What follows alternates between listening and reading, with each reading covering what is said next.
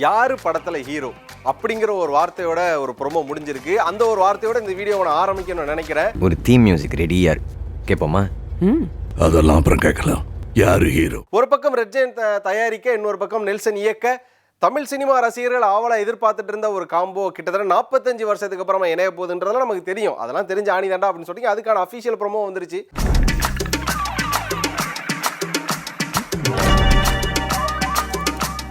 பார்த்ததுக்கு அப்புறமா ஒரு பயங்கர எனர்ஜியா இருக்கு. ஏன்னா ஒரு பக்கம் வந்து கமல் சார் இருக்காரு, ஒரு பக்கம் ரஜினி சார் இருக்காரு, அனிருத் மியூசிக்ன்றப்போ ஒரு பயங்கரமான ராக் ஸ்டார் மியூசிக்கா இருக்கும். கிட்டார் இறக்குவாரு, அப்படி இப்படி நினைச்சா ஜிம்பலக்கடி பம்பாங்கிற மாதிரி ஒரு மியூசிக்கை கொடுத்து அது ஃபன்னாகவும் இருக்கும், அதே நேரம் மாசாகவும் இருக்கும். The first time in Tamil cinema mass and class after 45 years.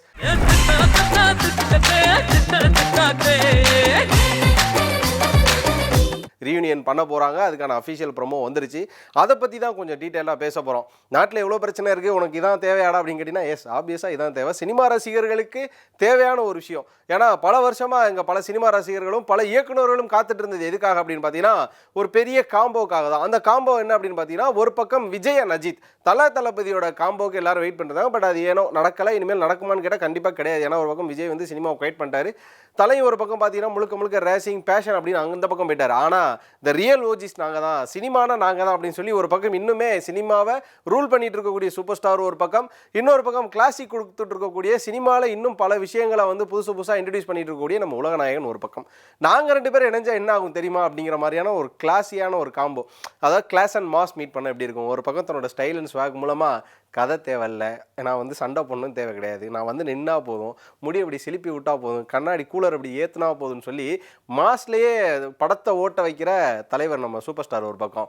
இன்னொரு பக்கம் எனக்கு பெரிய அளவில் வந்து நான் எப்படி சொல்கிறது, நான் மாஸ்க் கொடுக்க விரும்பலை, எனக்கு இன்ட்ரோஸ் தேவை கிடையாது, எனக்கு பெரிய அளவு பில்டப் பிஜிஎம்ஸ் தேவை கிடையாது, நான் வந்து என்னோட கதையிலையும் நான் அதில் கொடுக்குற இம்ப்ளிமெண்ட்ஸையும் என்னோட கெட்டப்லையும் சினிமாவுக்குள்ள நான் ஒரு கல்ட்டை கொடுக்குறேன் அப்படின்னு சொல்லிட்டு கிளாஸாக நடிக்கக்கூடிய நம்ம உலகநாயகன் கமல் சார் ஒரு பக்கம். இவங்க ரெண்டு பேரோட காம்போ இருக்கும்.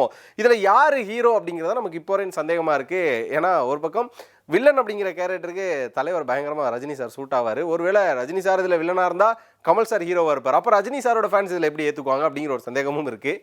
அதே நேரம் கமல் சாரை வில்லனாக போட்டால் கமல் சாரோட ஃபேன்ஸ் எப்படி ஏற்றுக்குவாங்க அப்படிங்கிற சந்தேகம் இருக்குது. இன்னொரு பக்கம் பார்த்தீங்கன்னா இந்த ப்ரோமோ ஆரம்பிக்கிறப்பே நெல்சன் நின்றுட்டு இருப்பாரு.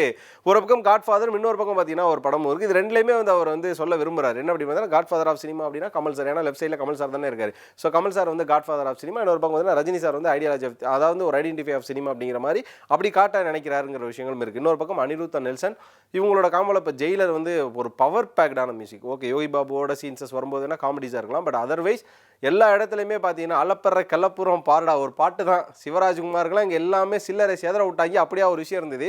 அப்போ அனிருத் ஒரு பயங்கரமான ராக் மியூசிக்கை கொடுப்பார். அப்படிங்கிறப்ப என் தலைமை வந்து மார்க் ஆண்டனியெல்லாம் தாண்டி ஒரு விண்டேஜ் இருக்குல்ல, ஒரு ஜிம்பலக்கடி பம்பா மியூசிக், ஒரு பப்பு கிளப்புக்கான மியூசிக்கை போடுறாப்புல.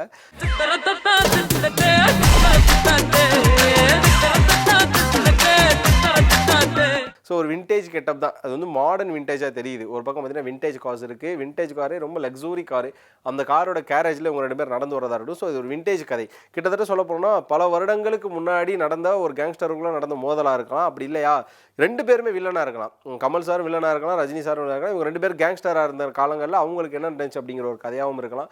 பட் அதே நேரம் இந்த படம் வந்து லோகேஷ் கிட்ட இருந்து நெல்சனுக்கு வந்ததுக்கான காரணம் இது வந்து ஒரு ஃபேமிலி ஓரியன்டான கதை வேணும், நான் ஆக்ஷன் வேணாம் அப்படின்னு சொன்னேன் அப்படின்னு ரஜினி சாரே ஒரு இடத்துல சொன்னார். அப்படிங்கிற பட்சத்தில் கண்டிப்பாக ரஜினி சார் வந்து பாசிட்டிவான ரோல் பண்ணுறதுக்கான வாய்ப்புகளும் இருக்குது. ஆனால் கமல் சார் வில்லன் பண்ணால் எப்படி இருக்குன்னு யோசிச்சு பார்த்தா அந்த பக்கம் ஒரு பக்கம் கூஸ் பம்ஸாக தான் இருக்குது.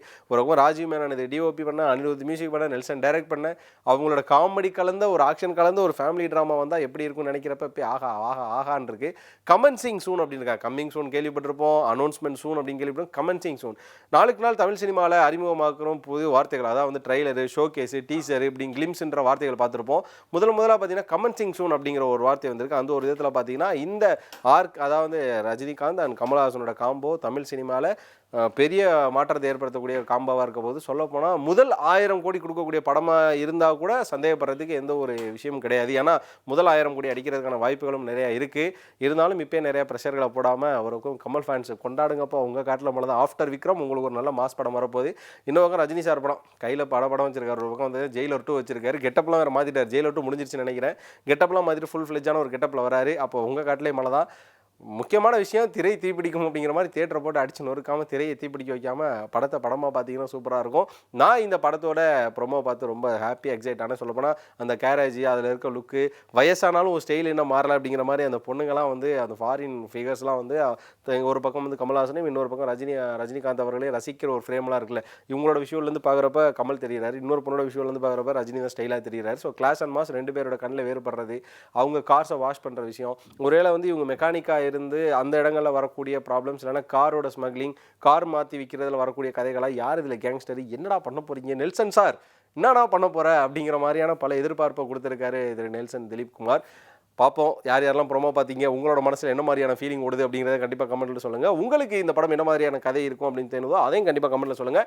இந்த வீடியோ பிடிச்சிருந்தா லைக் பண்ணுங்கள், ஷேர் பண்ணுங்கள். கமல் சார் ஃபேன்ஸ் இருந்தால் லைக் பண்ணுங்கள், ரஜினி சாரோட ஃபேன்ஸ் எல்லாம் கமெண்ட் பண்ணுங்கள். இந்த வீடியோ மறக்காமல் வந்து எல்லாரும் ஷேர் பண்ணிவிட்டு மறக்காமல் மாலை முரசு வைப்பை சப்ஸ்கிரைப் பண்ணிவிட்டு பக்கத்தில் இருக்க பெல் ஐக்கானை கிளிக் பண்ணிக்கோங்க.